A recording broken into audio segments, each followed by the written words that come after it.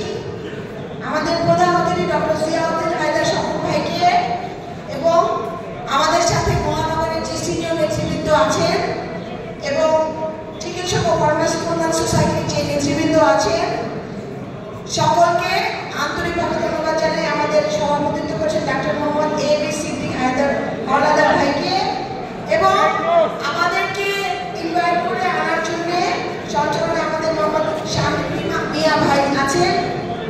তাদের সকলকে এই আয়োজনের জন্য আমাদেরকে আপনাদের সাথে সংশ্লিষ্ট আনার জন্য আন্তরিকভাবে ধন্যবাদ জানাই।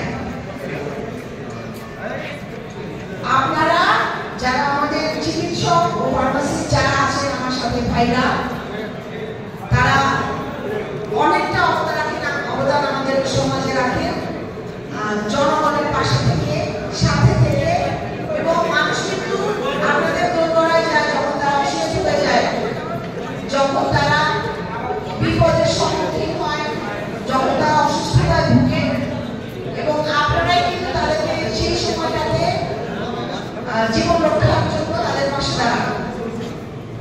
আমাদের যে কাজটা এখন এই ঢাকা 14 আসনে আমরা শুরু করতে যাচ্ছি, আমাদের দেশনায়ক জনাব তারেক রহমানের নির্দেশে আমাদের সামনে আগামী যে নির্বাচন, আমাদের 44 নির্বাচনের জন্য আমরা ধানের শীষের জন্য কাজ করছি।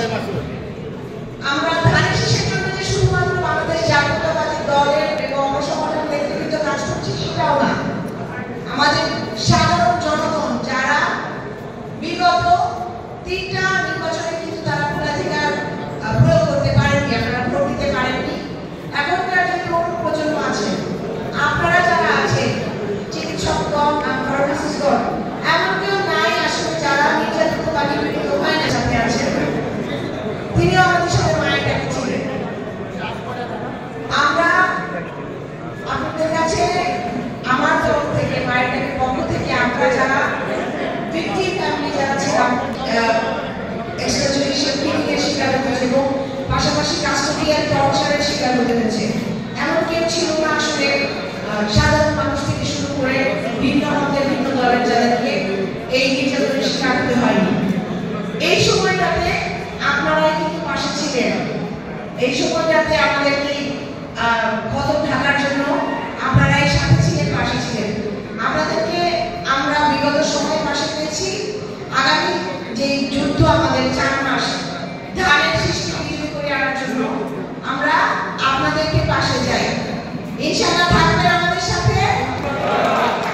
এবং আমরা আপনাদেরকে বলতে চাই, আমরা যদি বাংলাদেশ জাতীয়তাবাদী দলকে ধানের সৃষ্টি বিজয়ী করে গণতান্ত্রিক রাষ্ট্রে পরিণত করতে পারি, একটা গণতান্ত্রিক সরকার গঠন করতে পারি,